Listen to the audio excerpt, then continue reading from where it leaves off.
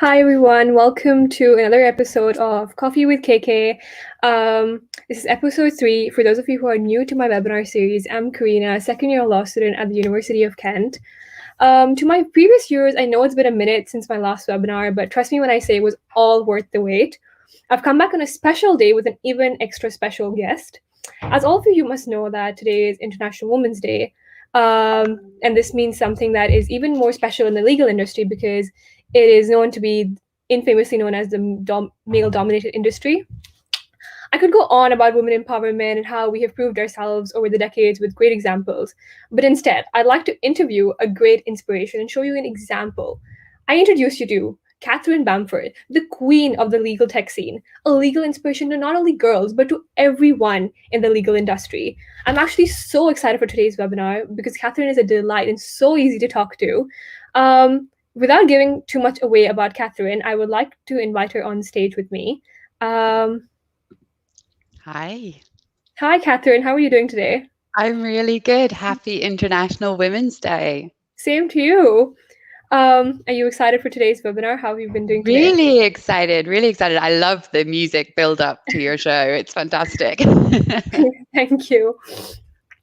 Without further ado, I would actually like to begin with a few questions. Maybe you can start by giving like an introduction about yourself for those of you who do not know you.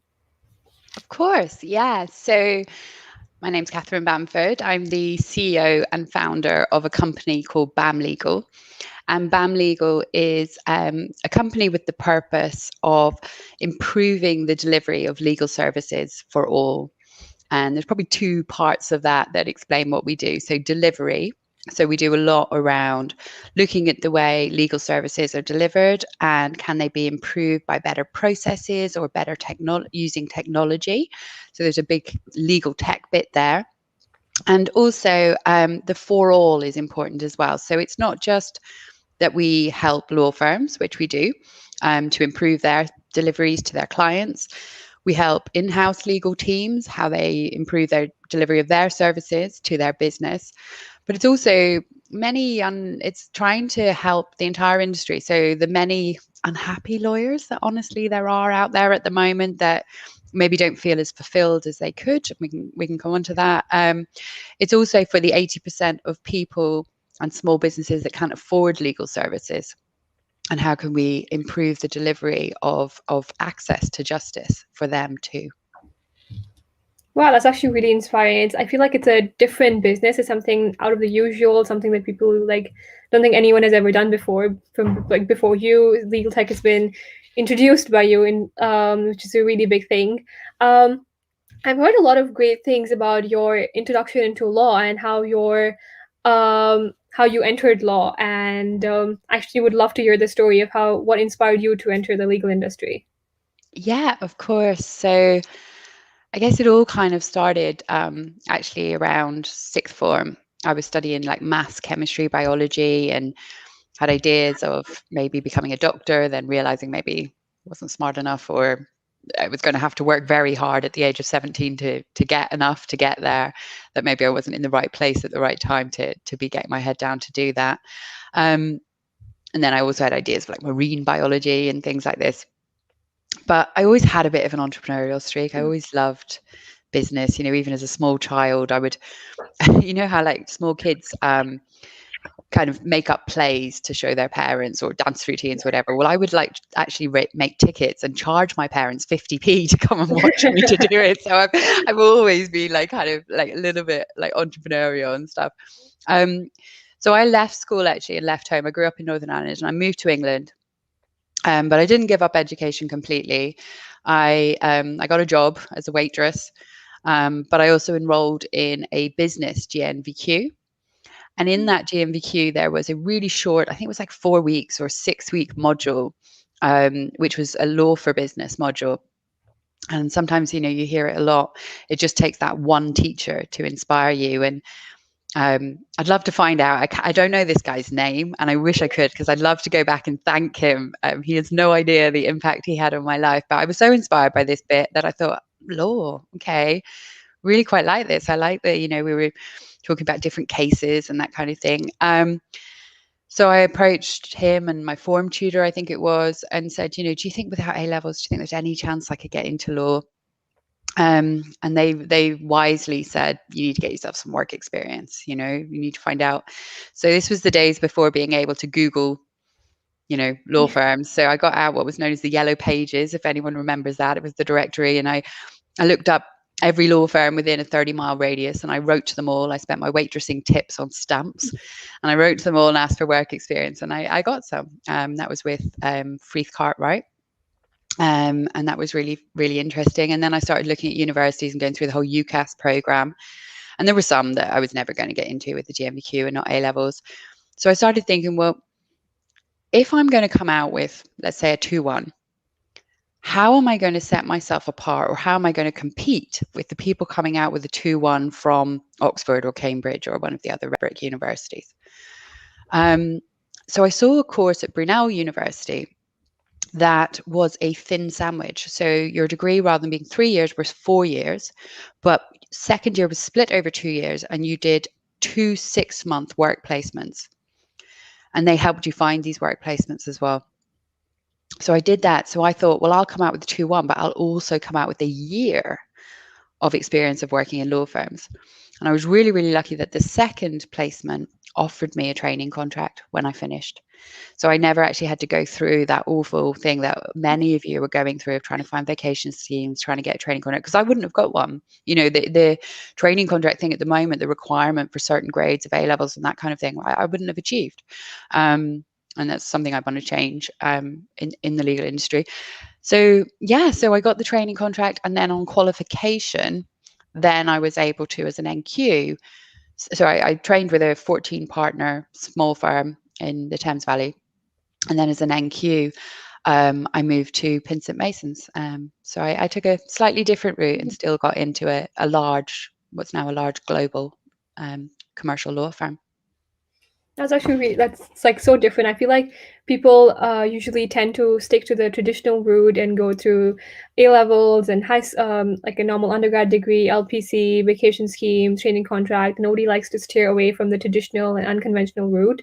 And it's actually, I think it's more inspiring to go through a different route than stick to a normal route, because if everyone's doing the same thing, you're no different than everyone else, and I think people are scared to try something different. So it's amazing to always hear a successful story when you've actually done something different and like achieved. It was actually really funny that you mentioned you charged your parents 50p to and had the entrepreneurial spirit in you. I feel like I was very similar. I used to always ask my sisters. They used to always make me do work because I was the youngest one, and I used to always charge them, oh, you want me to get water for you, I'll pay you, like you have to pay me like 10 dirhams or something like that. And yeah, I think it's really inspiring to see maybe I can also aspire to be an entrepreneur someday. I think you're making a very good start. Thank you. But from your career path, like you steered away from, like you said, you did your LPC, you got a training contract, but you steered away from that and you entered legal engineering, and which is something I've never heard of before until I actually saw you at the Legal Cheek event last year. And I was in awe of what you were saying and about your business. And I was just like, wow, like this is something different. How have I never seen this before? Why don't you tell us today what made you change your path from just being a lawyer to what you're doing today? Of course, yeah. So as I said, I qualified at Pinsent Masons, and I was a newly qualified lawyer in the commercial real estate team. And I'll be honest, when you've worked so hard to, right, I'll do this step and then I'll get there, and then I'll do this step and I get there. When you actually finally get there and you make what you think was your dream, it can be a very daunting time for many people, because suddenly, we've been at school, I've got to get that exam, I've got to do that. Suddenly there's none of that there. Like maybe it's okay, I've got to charge this number of hours this year, which is ridiculous. The chargeable hours, stupid. But there's all these different, and suddenly you've got this thing in front of you and you're like, so what do I achieve next? And is the only thing to achieve to become partner? Okay. And then I'm looking at these partners who never see their family, never see their kids, don't really look very happy, constantly look stressed. I think, I'm not sure this is for me. Well, I have to do that for 20 years to achieve that. Is that really what I want? So I did it for 4 years. Don't get me wrong. There was bits of the job I absolutely loved. Um, but I did feel a little bit like a chicken, like a chicken in a cage that's just their sole purpose is to Yeah. like fire out eggs.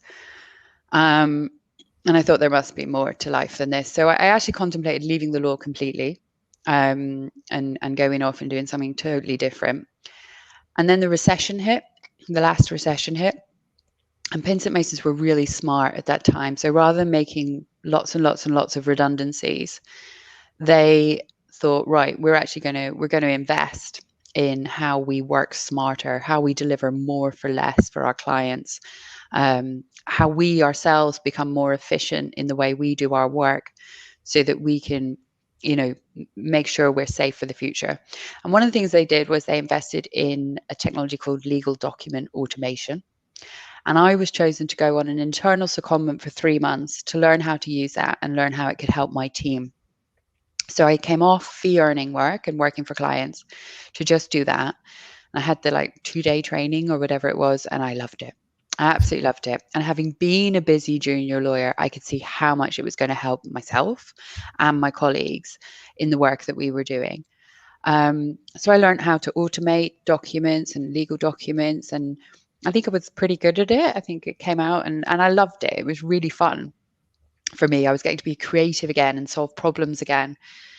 Um, so it kind of took off. And at the end of the 3 months, I said, look, rather than me going back to being a fee earning lawyer, could I do this for the entire firm rather than just my department?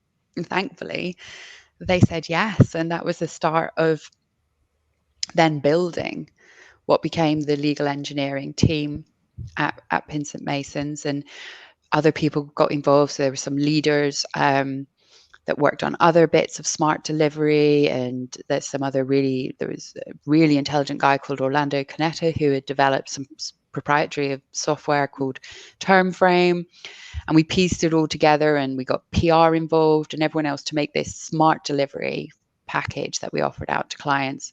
And through that, the legal engineering thing's funny because through that, when we were hiring people, we needed to grow the team. We were like, well, what do we call them? We can't just call them document automation managers. What's that? That's not going to attract anyone. What is it we're actually doing? And it was Orlando actually that said, he was like, well, in Richard Susskind's first book, he said, in the future, there's going to be these things called legal knowledge engineers. So we thought, okay, yeah, let's take that. Yes. And then, so we hired a big team of legal knowledge engineers. And then I started to get asked to speak at a few conferences and talk about the successes we were having and what we were doing. And then I started to get offered jobs, and I started to get offered jobs by other law firms saying, will you come and do what you're doing at Pinsent's for us? And it got to the point where there was enough of those job offers that I thought there's a business here. So rather than me just going and working for someone else and setting it up again there, why don't I create a business where I can go and help many law firms to do this? Like you mentioned in the starting that it's very monotonous, like to oh, you reach the partner and then you have no life, and like kind of like a very like no work-life balance kind of a situation. Do you think that in light of today's special day, International Women's Day, do you think that hinders with a lot of it shows that women can't do such things, or like can't achieve or such a position, or can't handle such a position? Like, what advice would you give? Like, if I ever walked in a law firm, would I be turned down from, or like be like, like stopped from achieving such a high position? Well, the first thing I'd say is women are definitely capable of doing it. There's many really hardworking and inspiring female partners and leaders of law firms. So it is possible. There's many there. I think the current structure and the current culture disadvantages females. So it's harder to get there as a female for many, many reasons. And some of it is that kind of toxic presenteeism that obviously COVID actually will, I think, help. For example, I spoke to a male leader recently, and I said, when offices open up again, are you going to go back in? And this was someone that was in from 6 a.m. to 10 p.m. And he said, no. He said, I've been having dinner with my kids for the first time in 12 years. I don't want to go back to where I never have dinner with my kids again.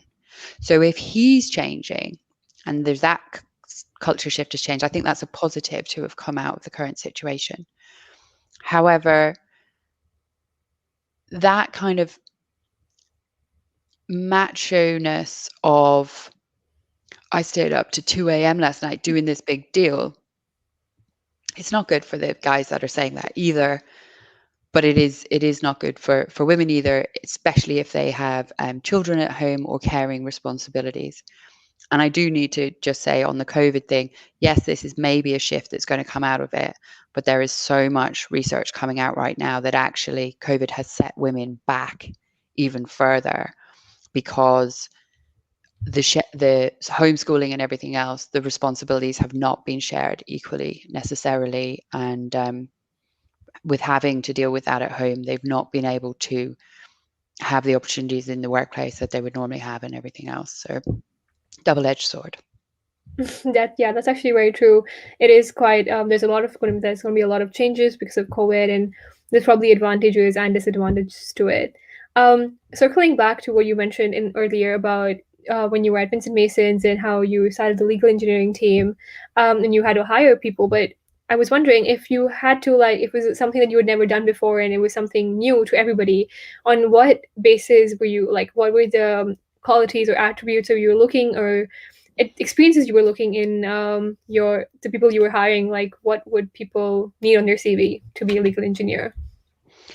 So I realized that if we just looked for pure techies, that they may not even find the work that interesting. And they would find the legal world quite strange.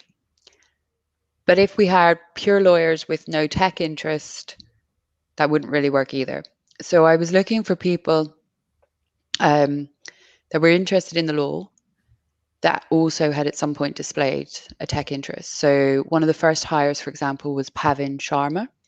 He's now a senior legal engineer working out in Singapore for Vincent Masons, and he also runs Code with Pav. If there's any students out there wanting to learn how to code with Python, I recommend checking out Code with Pav.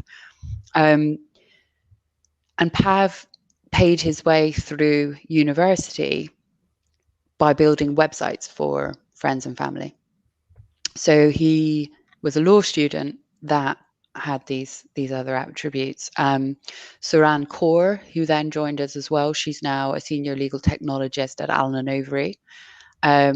She came to us straight from LPC, and thinking she'd do a year with us and then go off and be a lawyer, and actually she stayed in this industry.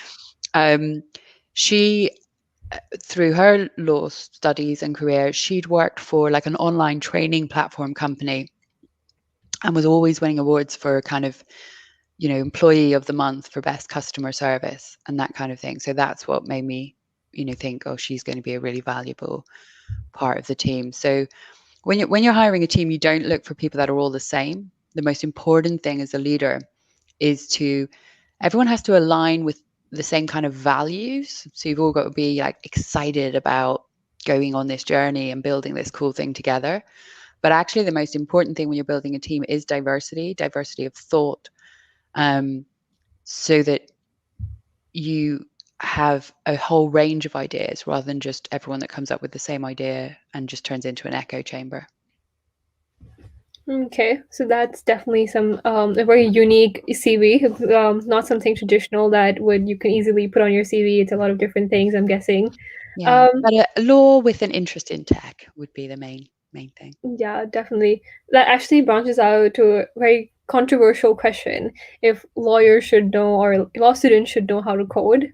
I don't personally believe that everyone should, but what is your take on it? Well, maybe I could ask you a question. What would be the disadvantage?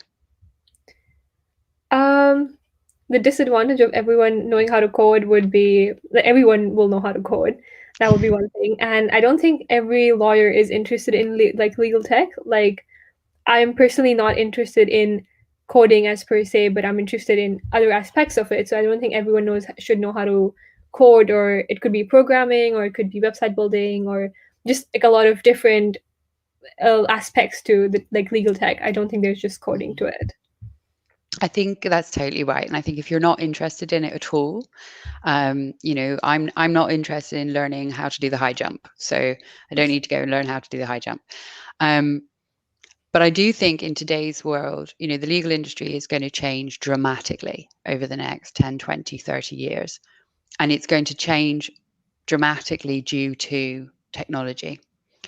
And if you want to go on one day to be a leader of a law firm, you're going to have to understand enough about technology to lead what's going to be a digitally driven business. There'll still be lawyers, but there are going to be a lot of requirements. Now, for lawyers to say, I'm going to learn to code and be the best programming ever is actually quite arrogant because, like we've spent 7 years learning the law and how to be a lawyer, programmers have been learning how to program different languages and practicing this since forever as Yeah, well. It's a profession as well, so we're never going to be as good as those until you completely retrain. But understanding enough about it that you can think about the law in a way that you could translate it to developers and programmers is great. And that's quite easy. That might sound really hard and people might freak out with that, and I'll give you an example. So say, for example, employment law, and you're only able to claim for, you think you've been unfairly dismissed.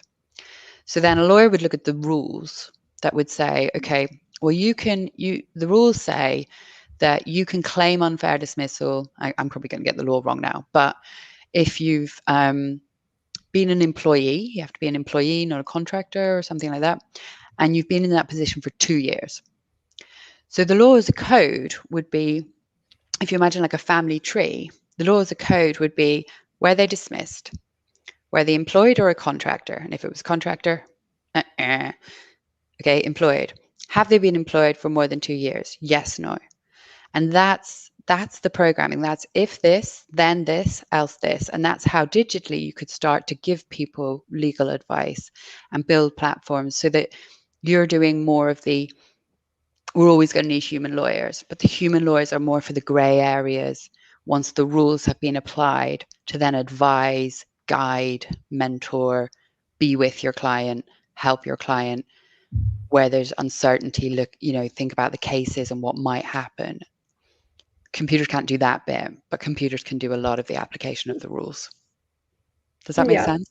Yeah, that makes sense, definitely. Does that very like closely link to what BamLegal does today? And like, would you like to tell everybody what exactly what company you founded? What does it exactly do? What is the aim of the company, and maybe your role also now?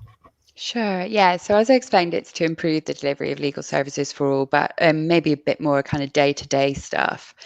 And there's lots of, it's very varied. My days are always very varied. But we, for example, we look at the processes of what, let's say, that employment law team in a law firm do.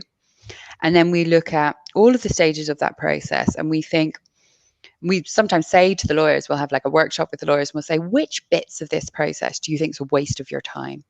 Which bits, and then we look at, well, which bits could maybe just, could someone else do, maybe a paralegal with a checklist?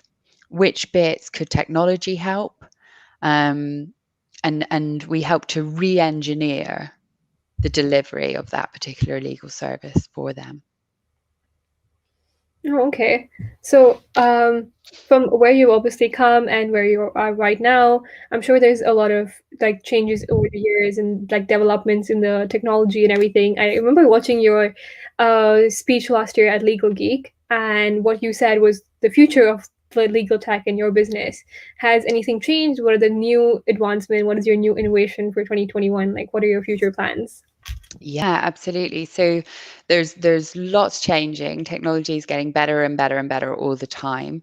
There never used to be, so every legal transaction has the same kind of stages, and there never really used to be anything in the big middle stage around negotiation of contracts. So you have stuff that will prepare contracts quicker, document automation. You have stuff to take the client's instructions in online, for example. You have things like e-signatures to help people sign things quicker rather than posting them around for trustees. It takes days and weeks.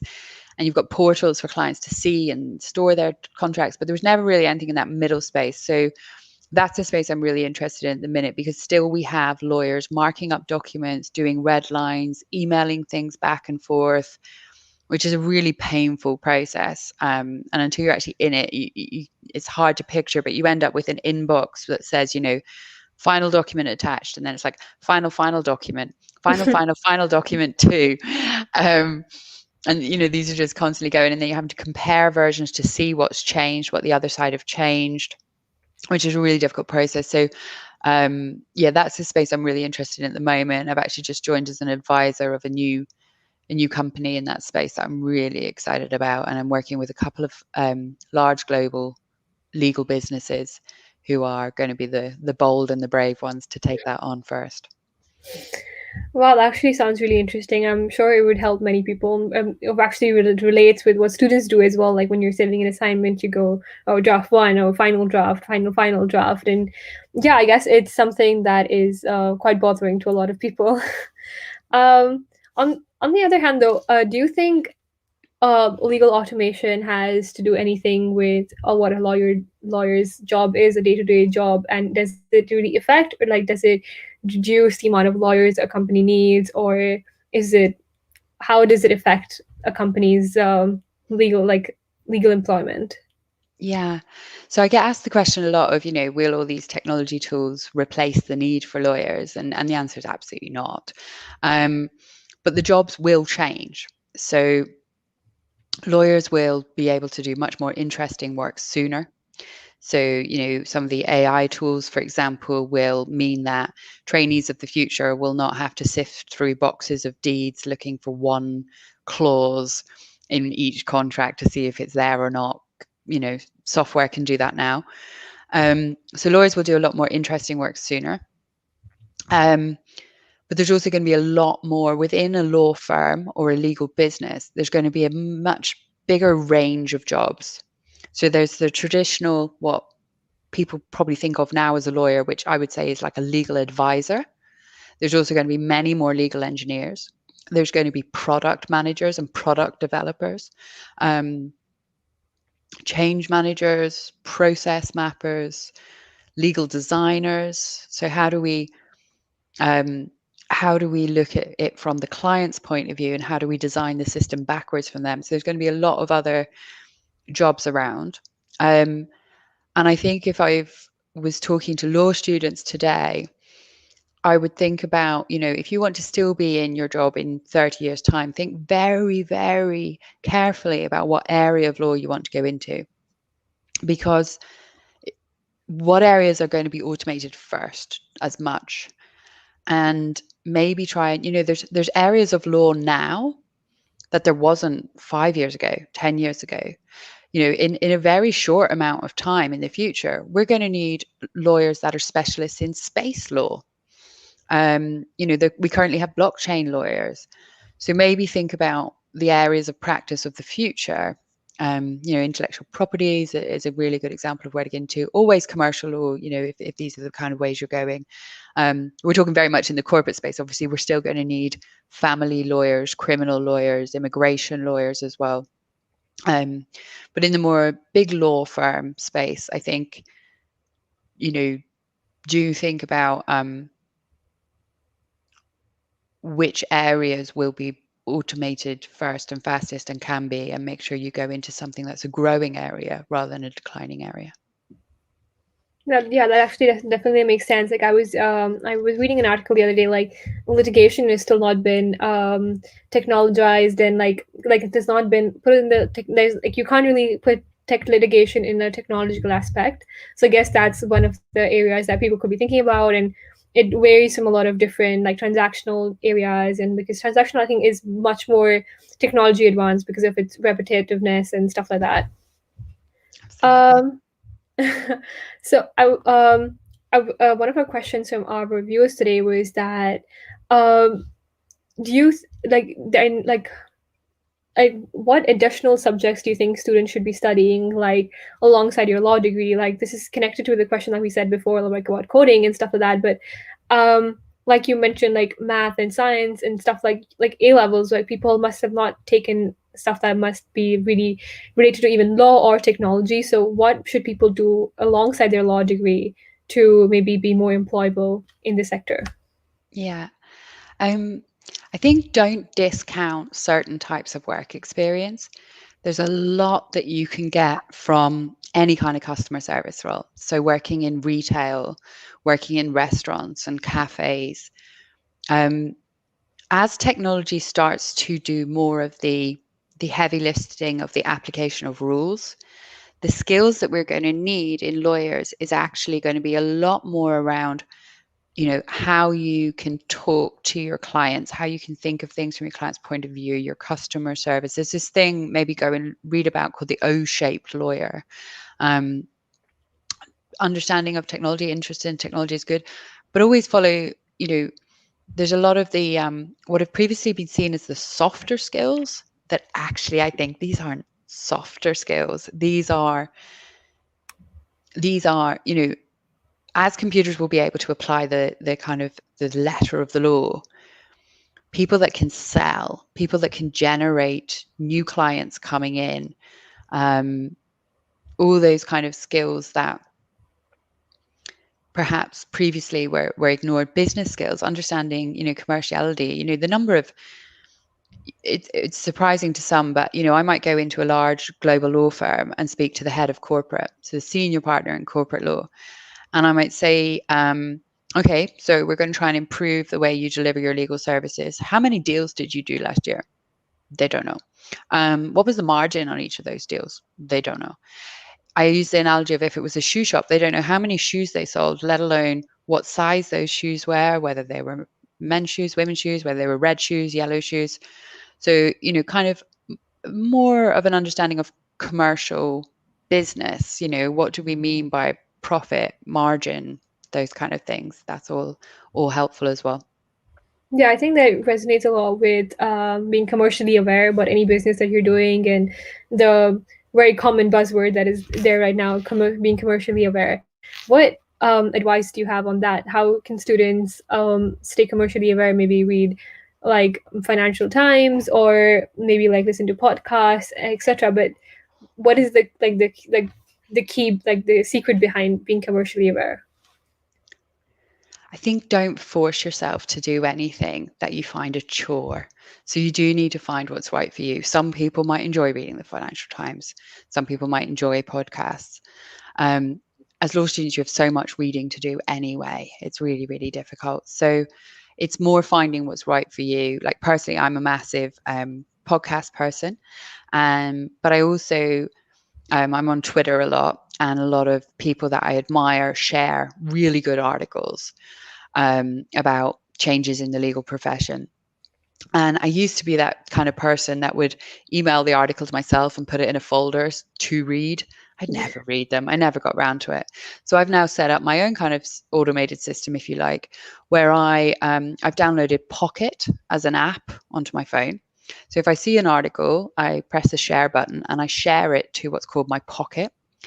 And then if I'm washing the dishes or if I'm cooking dinner, with Pocket, you can put your headphones on and press the headphone button, and it will read the articles to you. Oh, okay. So, rather than having to sit down and read for 4 minutes, I can be washing the dishes and get this article in.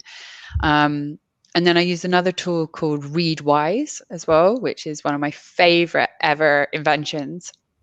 And that allows you to highlight bits of books, articles, anything you've seen really, and you highlight it and it automatically syncs to your Readwise.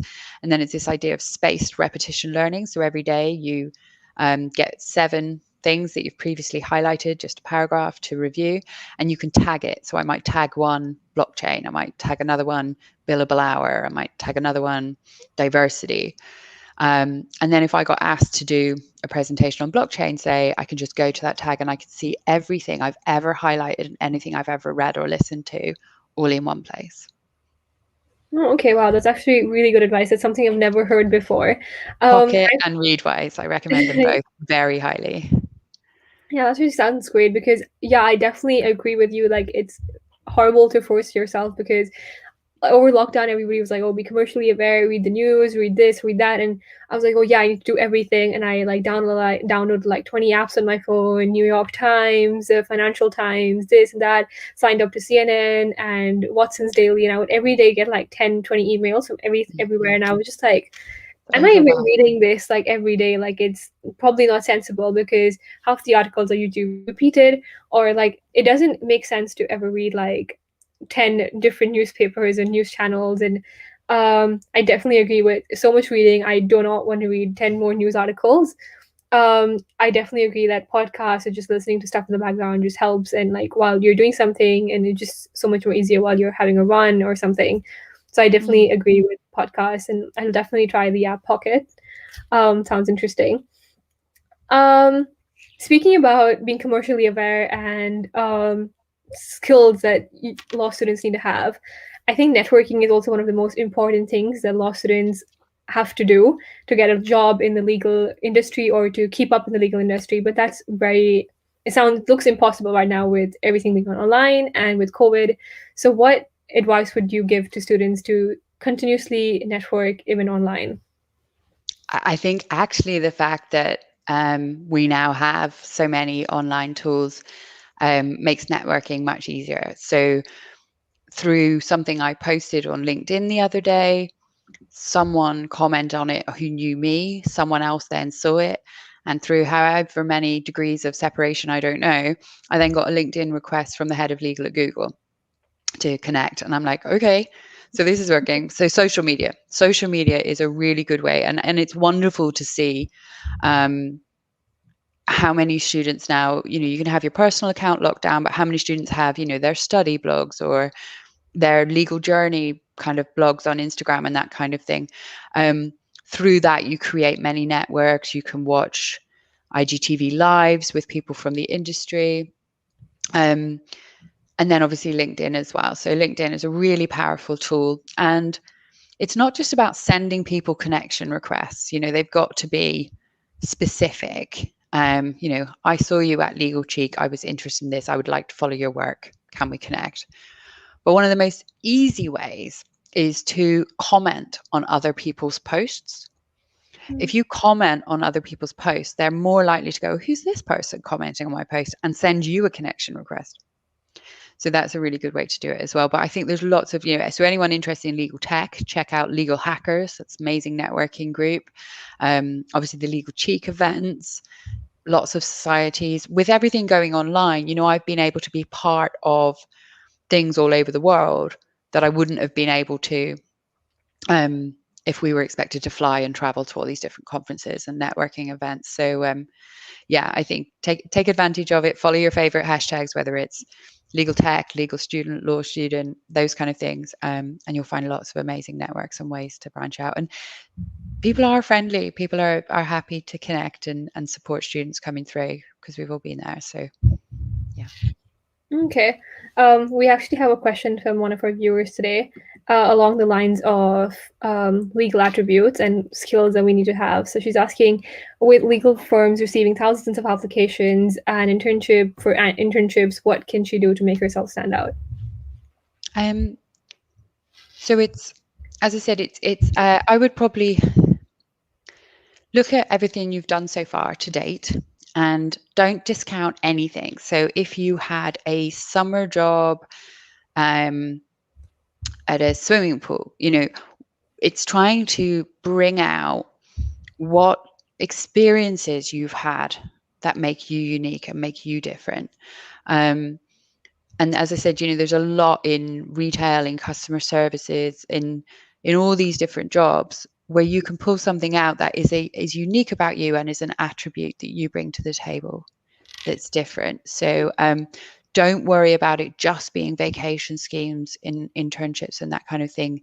You get experience from everywhere, and the more experience you get from everywhere, I know everyone's like, as you said earlier at the beginning, that linear route of I must do this, then I must get the LPC, then I must get the training contract. The more, don't worry about that journey taking a year or 2 years longer, because the more experiences you get on the way, the better lawyer you're going to be on qualification and the better trainee you're going to be as well. That's actually, yeah, I completely agree with that. every small thing helps. And in relation to that, like I think it's very direct to and very easily available to apply for vacation schemes, training contracts, etc., mini pupillages, and anything of like the direct route. But if someone wants to be a legal engineer and enter like a different route, a different job, how would you like give like how where should we apply to for such Mhm. roles?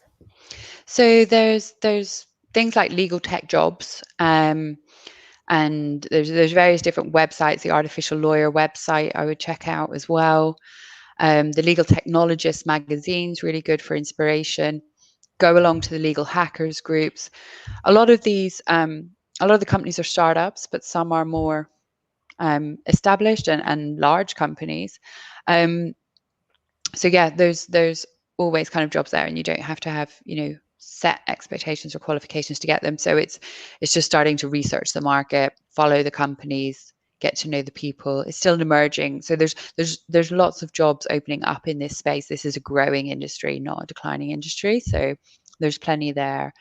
In terms of, I just want to say though, like I was I thought it was hard when I was studying, the whole thing of getting a training contract. And I get quite a few Instagram DMs, or I see people in their stories that have received yet another rejection letter. And I just want to say, like, I feel you, it's tough. It's really tough. And just please try and appreciate that, it's like 3% of people that are getting these opportunities, maybe not even 3%. So it doesn't mean that you're bad, or you're not good enough, or you're not gonna get there eventually, because eventually a vast majority of people that do, want to go into the law, get into the law. So because you don't make it that first time or the second time to get those vacation schemes or whatever, think about other routes, think about other experiences. But you're going to be upset when you open the letter. Of course you are, because you had that hope, or the email, and you had that hope that you were going to get it. When you get the rejection ones, it stings and it hurts. But pick yourself up very, very quickly, because believe me, it's the percentages. It's just crazy. It's a really tough space that you're trying to get into, and the, it's kind of you're trying to win the lottery at the moment, to get that. So do think about other routes. And yeah, my DMs are always open for anyone who's struggling with that, because I've had a lot of you that have been pretty, upset recently when you've had rejection after rejection after rejection. You're not alone.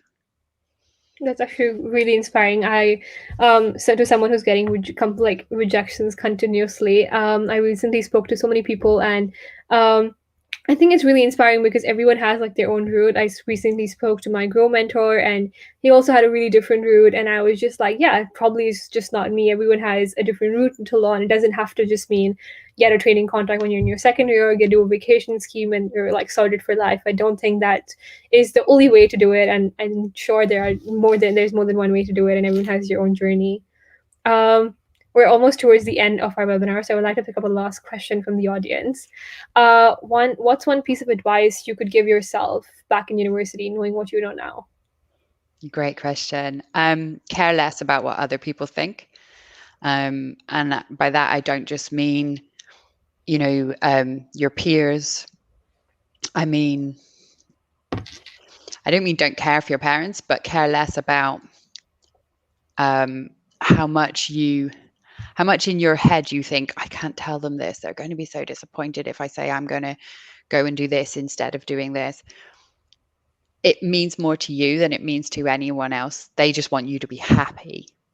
So don't hold yourself back because of fear of what other people might think and what other people might say, because you know what's right for you and your truth, and just follow your truth. It's actually really great advice. Thank you so much, Catherine, for joining my webinar today. It was really lovely talking to you. I hope we can still be connected. Like Catherine said, her DMs are always open for students and any advice, and she's absolutely lovely and so easy to talk to. Thank you so much for agreeing to come on my webinar. It's absolutely an honor.